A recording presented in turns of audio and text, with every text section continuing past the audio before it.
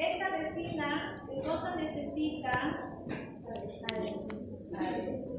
Esta resina necesita que donde yo la voy a colocar, pues necesita este diente o este tejido, necesita una preparación, ¿no es cierto?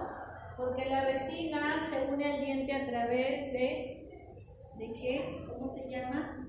Adhesión, ¿no es cierto? Y para que suceda esta adhesión, pues el tejido tengo que yo prepararlo para que realmente la resina se pueda adherir a él, ¿ya?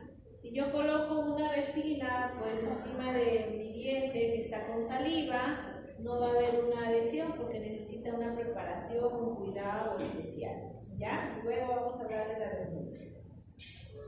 Entonces lo que vamos a ver en esta parte es la preparación del sustrato. Cuando dicen sustrato viene a ser el tejido donde te vas a adherir. ¿Ya? ¿En boca cuántos tejidos, o el diente cuántos tejidos tiene? Entre tres, a ver, ¿cuáles son los tejidos? Esmalte, dentina, pulpa.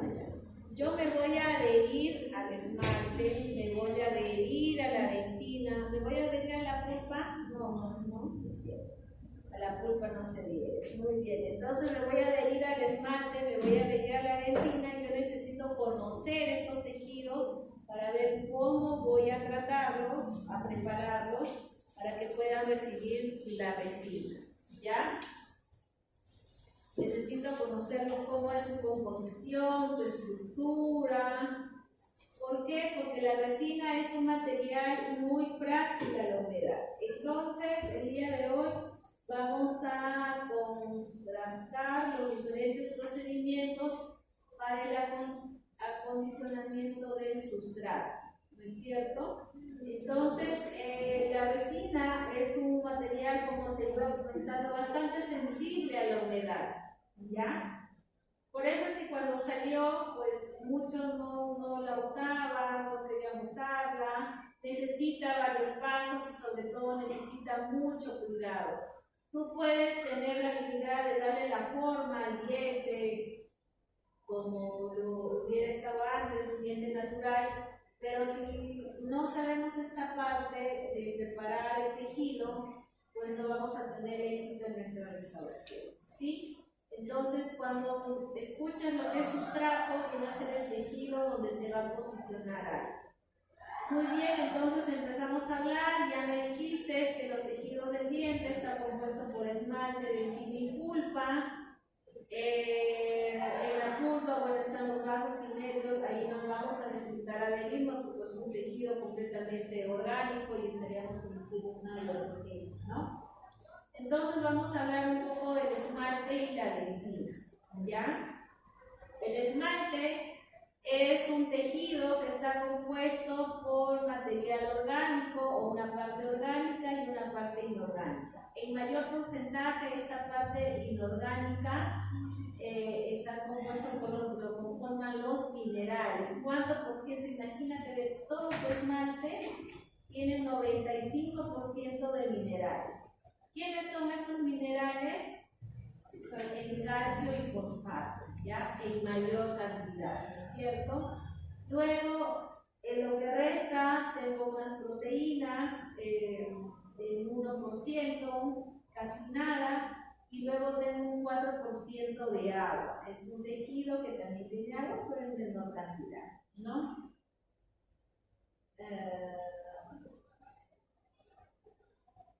Ya, listo. Entonces, esta unión de estos calcios y fosfatos van a formar las estructuras del esmalte, ¿no? Que vienen a ser los cristales de hidroxiapatita, ¿no es cierto? Los prismas del esmalte, ¿no? Entonces, aquí lo mismo es un tejido externo, es el tejido más duro del diente, se va a disponer en todo el contorno del diente, ¿no? en estos cristales, y todo es absolutamente mineral, formado por calcio y fosfato, ¿no? Y luego tenemos los prismas del esmalte, ¿verdad? que es esta aglomeración de calcio y fosfato, y se van a formar y van a tener esta forma de prisma, es como estos cabecitas que están aquí. Estos prismas tienen una cabeza y luego tienen un cuerpo que es como un cuello, algo delgadito, y tengo, ¿no? Vale, como si fueran unas plantitas, unos honguitos ahí. Estos se van a direccionar en sentido pues vertical hacia la parte oclusal, en sentido horizontal hacia los lados, no tanto vestibulares, a todas las caras libres, ¿no? Vestibular, palatino, mesial y distal, ¿ya? Listo. Entonces, para repasar un poquito, el esmalte está compuesto por mayor cantidad de minerales, un 95%. ¿Quiénes conforman estos minerales? Los calcios y fosfatos, ¿no? Y luego la forma, el acúmulo de estos minerales van a formar los prismas del esmalte. Estos prismas del esmalte tienen una estructura, uno que se llama cabeza, y esta parte delgadita se va a llamar cuello, ¿ya? Listo, eso es lo que te puedo contar, algo resumido del esmalte. Luego viene el tejido, la dentina. También tiene parte orgánica y también tiene minerales, pero en diferentes cantidades. Tiene 50% de minerales, tiene 20% de agua y tiene 30% de proteínas. Al tener mayor cantidad de esta parte orgánica de estas proteínas, va a necesitar más agua, por eso el agua es un 30%. Y lo principal que está compuesto esta dentina viene a ser por fibras colágenas y las fibras colágenas del tipo 1, ¿ya? La predisposición o la forma de esta dentina, bueno, en todo su contorno va a estar formado por estos túbulos dentinales. Estas fibras colágenas se van a formar, imagínate unos fideitos sueltos y luego empiezan a formarse y van a dar forma de conductos, ¿ya? Por eso se llama conducto dentario, ¿cierto? Los conductos dentarios van a estar en todo el trayecto en sentido del esmalte hacia la pulpa. Voy a tener alrededor del conducto, se va a llamar dentina, o este tubo o conducto dentario se va a llamar dentina peritubular, ¿ya? Entre túbulo y túbulo yo tengo una dentina intertubular, ¿es cierto? Listo. Conforme la dentina va avanzando hacia la pulpa, el diámetro de este túbulo va a ser mayor y por lo tanto la cantidad de agua también va a ser mayor. ¿Ya? Yo voy a tener mayor cantidad en dentinas más profundas. En dentinas superficiales, como ves aquí esta imagen, este puntito, el diámetro va a ser bastante pequeño. Y si el diámetro es pequeño, yo voy a tener mayor cantidad de dentina entre túbulo y túbulo, ¿cómo se llama? Intertubular. Menciona en algunos artículos que la mejor dentina para adherirse es esta de acá, la intertubular. O sea, voy a tener buenos resultados en una dentina superficial porque tengo mayor cantidad de dentina intertubular y menor cantidad de agua, igual hay agua. Y en dentinas más profundas, mi dentina intertubular es más reducida, mi diámetro es más grande del túbulo y tengo mayor cantidad de agua, ¿ya? En cuanto a adhesión, de repente lo han escuchado y lo van a seguir escuchando, el mejor tejido para adherirse siempre va a ser el esmalte. ¿Por qué? Por la cantidad de minerales que tiene, ¿ya? Muy bien, entonces ya conocimos un poquito de los tejidos a donde nos vamos a adherir. ¿En algún momento te vas a adherir a cemento? Sí, ¿no? Puede ser, dependiendo, en algún momento lo vas a hacer. El cemento es muy parecido a la dentina, inclusive un porcentaje un poquito más complejo. Es lo mismo, ¿ya? Entonces te vuelvo a repetir, tengo dentina, 50% de carga de parte de mineral, un 30% de proteínas, por lo tanto, como tiene mayor cantidad de proteínas, necesita más agua, 20%. ¿Y cuál es la proteína común? El colágeno tipo 1. Esta dentina está formada, el tejido en todo su trayecto, por muchos túbulos dentinales. Es decir, nuestras fibras colágenas se van a entrelazar entre ellas de tal forma que van a dar forma a un túbulo y varios túbulos. Muy bien, estos túbulos van de la unión amelodentinaria hacia la pulpa. Conforme están más cerca de esta unión amelodentinaria, el diámetro es más pequeño. Conforme me acerco a la pulpa, el diámetro va a ser mayor. En cuanto a la dentina, voy a tener unos tipos de dentina. La que rodea el túbulo se llama peritubular y la que está entre el túbulo y túbulo se llama intertubular. En dentina superficial, la dentina intertubular es mayor, en dentina profunda es menor, ¿no? Muy bien, listo. Después de este preámbulo vamos a hablar un poquito de lo que es adhesión, porque yo me voy a adherir a estos tejidos y necesito conocerlos más, ¿ya? Bueno, resulta que en el año 1950 y tanto, 55, el doctor Michael Monocore comenzó a explorar este tema de la adhesión, ¿no? Porque antes las restauraciones eran sencillamente cosas mecánicas, ¿no? Tenía que generar una amicalidad, tenía que ser así como esto para que se quede el material, ¿no? Lo dejo en blandito y cuando endurece, pues esta parte no va a poder salir.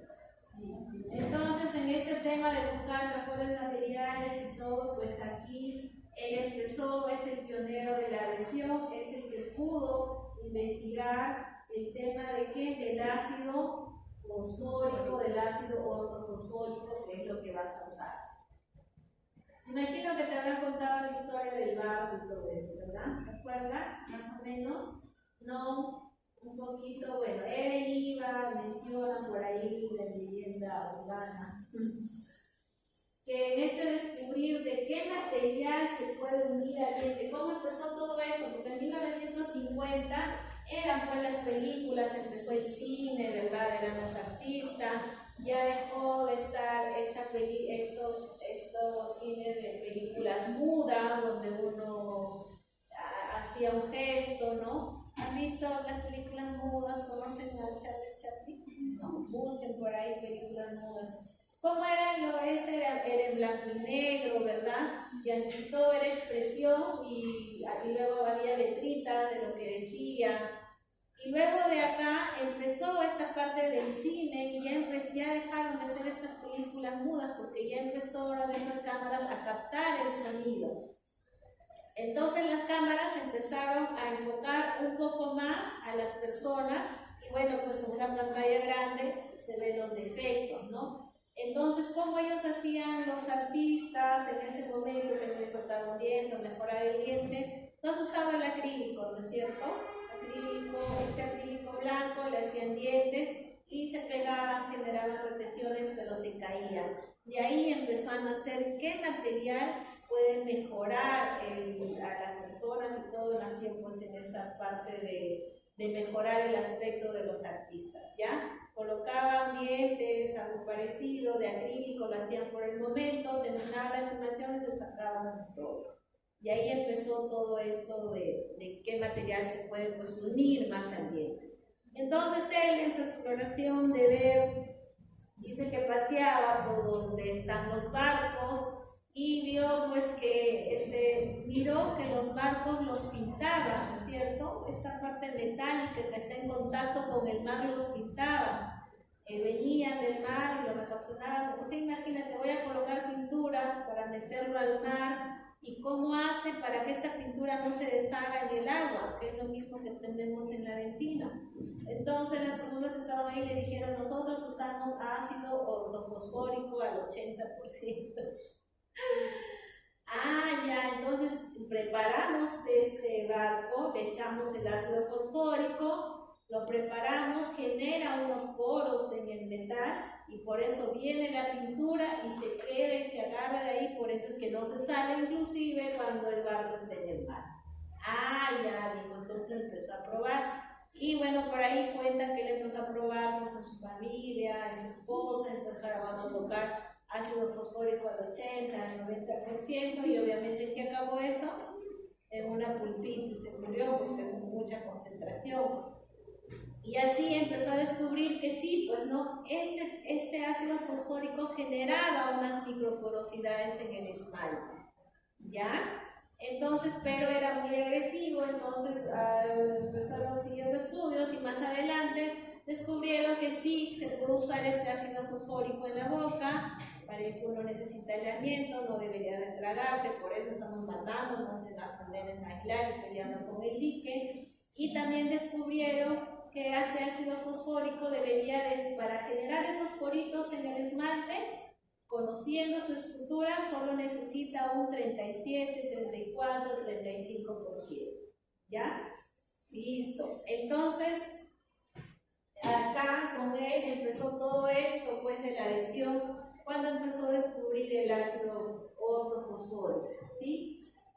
Muy bien. Entonces, como este tema de la adhesión empezó a descubrir, se generan poritos en mi esmalte, coloco este acrílico, entonces se queda un poco, no del todo y todavía no venía el adhesivo, pero se queda una parte y empezamos a definir un poquito de estos términos que se llama adhesión y cohesión. ¿Qué cosa vendría a ser adhesión que lo has llevado quizás en curso de biomateriales? ¿Te dijeron? ¿Qué cosa? Cohesión quizás no, pero adhesión. A ver, yo voy a unir algo tan extraño que es una resina anhidriente. ¿Ya? Son iguales, son estructuras completamente diferentes. Entonces, adhesión es eso, unión de estructuras diferentes. O sea, voy a unir, pues, no sé, yo soy pequeña y mi esposo es alto y encima todo muy diferente. ¿Ya? Él es aburrido, relegón y yo no todo diferente. Esa es adhesión. Unir dos cosas diferentes. ¿Ya?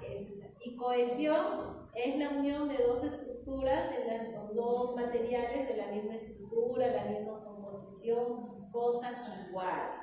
¿Sí? Eso vendría a ser. ¿Ya? Listo. Muy bien, entonces que ya conoces el término de adhesión y cohesión, entonces seguimos hablando de adhesión. ¿Cuáles vienen a ser estos principios de adhesión, no? Que va a haber una adaptación de la superficie. Imagínate, tu esmalte se va a adaptar para poder recibir a este material de la resina. ¿Qué cosa quiere decir energía superficial? A ver, aumento de la energía superficial, ¿no? Yo me quiero unir a todo este pedazo de acá, ¿ya? Esta es la energía superficial. Entonces, pero yo si genero este huequito que está acá, de lavadero, yo voy a generar energía superficial. Tengo este nivel, tengo esta pared, tengo el piso y tengo el otro piso para levantar. Energía superficial quiere decir voy a aumentar la superficie donde me voy a adherir.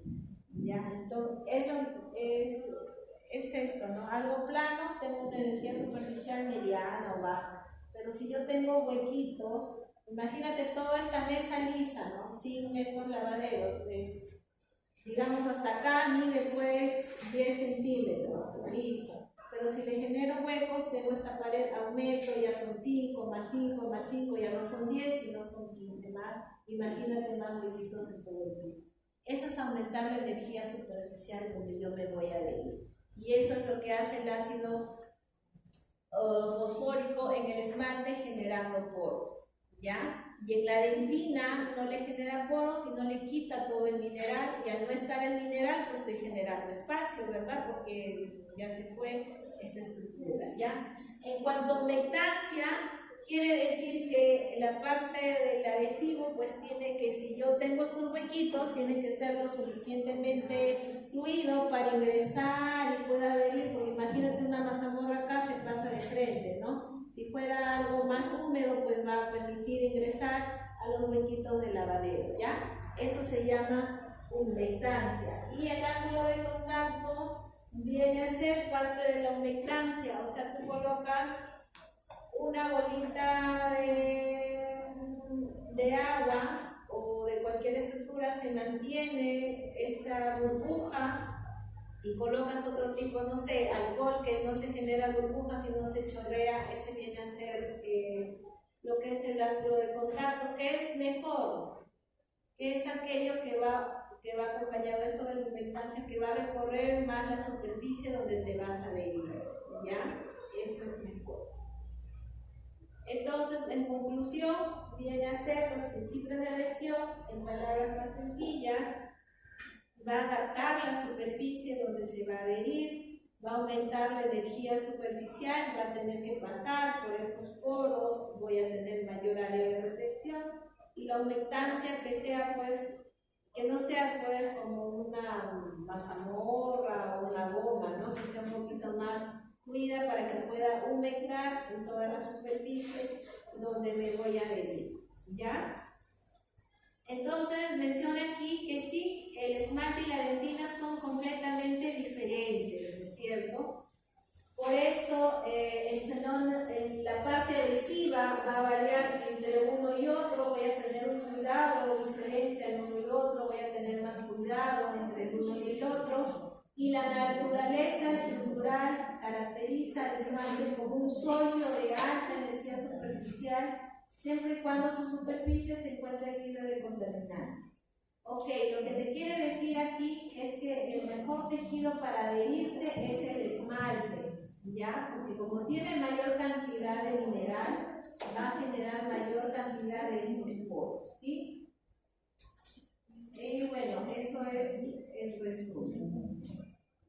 Muy bien. Entonces, hablamos aquí del acondicionamiento ácido, ¿ya? Ya te hablé un poquito, a ver. Entonces, ¿qué cosa es acondicionamiento? Viene a ser a que yo voy a preparar este tejido para que reciba a la resina. Voy a preparar el esmalte, voy a preparar la dentina. Y como menciona aquí, pues si tú vas a correr calientas, si tú vas a cantar, de verdad haces un calentamiento de la forma vocal de sangre, si tú tienes un examen, vas a leer, te vas a preparar, ¿cierto? Entonces el acondicionamiento es que yo voy a preparar los tejidos. Wow. ¿Y cómo voy a acondicionar los tejidos? Utilizando el ácido ortofosfórico, que es un grabado ácido, ¿sí? Entonces, se basa en qué consiste este ácido. Bueno, si va a estar en contacto con el esmalte, todo que es grabado ácido te dice pérdida de mineral, lo va a desmineralizar. Va a perder el esmalte minerales, ¿sí? Y la dentina también tiene minerales, pues también los va a perder, se van a salir. Y este espacio donde ya no están estos minerales van a ser reemplazados por la parte adhesiva. Y en este espacio va a permitir que se pueda adherir mejor a esta superficie el adhesivo, ¿cierto? Yo tengo el esmalte, coloco el ácido, salen los minerales y en este espacio va a entrar el adhesivo, ¿ya? Entonces, te mencioné que el porcentaje en la parte dental es 35, como ves aquí 34, acá ves 37%. ¿Cuál es el objetivo? En el esmalte desmineralizar los prismas dentinales, ¿no? Generando microporos o microsurcos, aumenta la energía superficial porque ya no es planita, ahora baja y sube, ¿no? Y promueve este esmalte que sea defectuoso, irregular, poroso, para poder aumentar el área donde yo me voy a adherir, ¿ya? El objetivo entonces principal del grabado ácido es la desmineralización. Si yo coloco grabado ácido, no sé, en esta cartuchera, ¿cumple la función? No, porque no tiene minerales. Entonces, Entonces, ¿dónde va? Si yo en algún momento vas a colocar ácido ortofosfórico encima de una resina, ¿va a ser para grabar? No, porque no tiene minerales. Lo que colocas en un ácido fosfórico encima de alguna resina va a ser para como limpieza nada más no para grabar. ¿Ya? ¿Dónde grabas? En el esmalte y en la dentina, porque el proceso de grabado es pérdida de minerales. ¿Ya? Esa es la cosita que te quede clara. Listo. Muy bien, el ácido grabador es un gel que contiene ácido fosfórico u ortofosfórico para el grabado del esmalte y la dentina o acondicionar el esmalte de la dentina. También vas a escuchar ese término, ¿no? Se usa como un paso previo a la adhesión, ¿no? Está formado por ácido fosfórico, cierta cantidad de detergente, dióxido, pigmentos y agua, ¿no? Y dióxido de sílice. A ver, este dióxido de sílice, ¿qué hace? En realidad el ácido ortofosfórico es un líquido, ya es fluido como agua, como el alcohol. Pero si yo coloco esta agua, pues en mi diente se va a chorrear por toda la boca. Entonces, ¿qué le colocan? Dióxido de sílice para que se vuelva gel, ¿ya? Para que se vuelva gel. Pero hay un problema con este dióxido de sílice. Este dióxido de sílice, ya está acá. Este dióxido, si se queda en el diente, va a impedir la adhesión. Por eso cuando uno coloca el ácido, después hay que retirarlo, por un tiempo hay que lavar este diente, ¿ya? Muy bien, entonces este ácido fosfórico va a eliminar irreversiblemente el esmalte de aproximadamente 10 micras, con una reducción de 50, bueno, dejando el esmalte llamado en patrones. Ok. Este es mi esmalte, yo le coloco ácido y ya no va a quedar liso, sino va a quedar así como mis deditos, poroso, irregular. ¿Ya? Yo coloqué aquí mi esmalte y todo lo va a volver poroso, irregular, no, solo un tamaño de ¿cuánto? De 10 micras, solo hasta acá, no es todo el grosor del esmalte. ¿Ya? Es un promedio de 10 micras, que es lo que va a generar esta rugosidad. ¿Sí? Muy bien, entonces por eso es que este ácido fosfórico, el protocolo es el siguiente: en esmalte necesita estar en contacto con el esmalte para generar estos poros, los que necesita, no necesita más, unos 30 segundos. ¿Ya? Tú agarras la jeringuita, haces todo el contorno que está ahí, empiezas a contar 1, 20, 25, pasan 30 segundos. En dentina, este ácido fosfórico, si tú deseas grabar, necesita quedarse 15 segundos. ¿Por qué uno más? ¿Por qué uno menos? La dentina es más sensible. Tiene minerales. No, tiene menos minerales. Ya, por ahí va. Es por la cantidad de minerales que te acabo de repetir 800 minerales. ¿Quién tiene mayor cantidad de mineral? Por eso necesita más tiempo. ¿Quién tiene menos cantidad de minerales? La dentina, por eso necesita poco tiempo, porque tiene mayor cantidad de parte orgánica. ¿Ya? Muy bien, hablamos aquí del esmalte. Esto es exclusivamente del esmalte. Cuando yo coloco ácido ortofosfórico del esmalte, yo voy a tener diferentes tipos de grabados. ¿Te acuerdas que quedaba liso? Coloco el ácido y queda poroso. Muy bien, estas porosidades voy a tener 3 tipos de grabado. Van a quedar de diferente manera. Un tipo se va a caracterizar por presentar el centro del prisma. Ay, sí. El primero, el tipo 1, se caracteriza por presentar el centro del prisma disuelto. ¿Te acuerdas de los prismas? Ya, la cabecita, ¿no es cierto? El cuerpo. Mi cabeza no está, se perdió, se quedó en mi cuerpo, se quedó alrededor, el espacio interprismático se quedó. El prisma no está, eso es el tipo 1. ¿Ya? Porque el centro del prisma se resolvió, la cabecita del prisma no está, está el espacio interprismático, bueno, igual hay un huequito ahí. El segundo tipo es al revés, porque se disolvió lo que está alrededor del prisma, el espacio interprismático y la cabecita del prisma se quedó. Y el tercero, bueno, no se visualiza qué es lo que puede haber pasado, ¿ya? Es muy irregular. Entonces, donde tengo un buen patrón de grabado va a ser en el tipo 1 y en el tipo 2. En el tipo 3 me queda todo muy irregular, ¿no? Como una bomba que hubiera caído en una ciudad, ¿ya? A ver, aquí para explicarnos un poquito mejor de esto. Ok. Muy bien, yo tengo acá el prisma, las cabecitas del prisma, ¿no es cierto? Este redondito, un redondito, otro redondito, otro redondito. Ya, pero ¿y entre redondito y redondito cómo se llama? Espacio interprismático, ¿no es cierto? Entre prisma y prisma. Listo.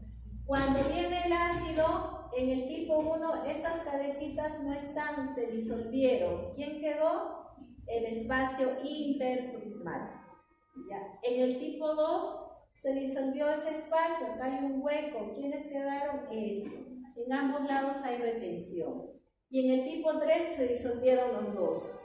¿Tengo retención? No tengo. El peor patrón de grabado que te puede quedar es el tipo 3. ¿Y cómo sé, doctora? Tener que tener, pues, sacar el diente de tu paciente, ponerlo en un microscopio para que visualices qué tipo de patrón tiene, ¿no? Cosa que no se hacer. Pero mencionan que este tipo 3, que queda pues todo como si hubiera explotado una bomba en una ciudad, donde no se visualiza cuál de los dos se disolvió, mencionan que es cuando nos pasamos del tiempo de grabado, ¿ya? Cuando nos pasamos del tiempo de grabado tenemos este tipo 3 que es bastante irregular, ¿ya? Entonces acuérdate, el tipo 1, el prisma, la cabecita se disolvió, no está. ¿Quién quedó? El espacio interprismático. En el tipo 2, ¿quién quedó? El prisma, el espacio interprismático no está. Ya en ambos lados te quedan unas cavidades, ¿no es cierto? Y ahí es donde se va a adherir. Muy bien, esto es para no marear un poquito más, vamos a ir avanzando del tema de adhesión, ya vamos a ir entrando un poco. Yo sé que es pesado, yo sé que es cansado. Si en algún momento he tenido que repetir una clase 4 veces, sí lo he tenido que hacer, pero el objetivo es que te vayas y vamos a avanzar hasta donde todos podamos entender. ¿Ya? Listo, doctores. Gracias, gracias. Ya acabó la lectura. Ya pueden descartar los que estaban en el. Nos vemos en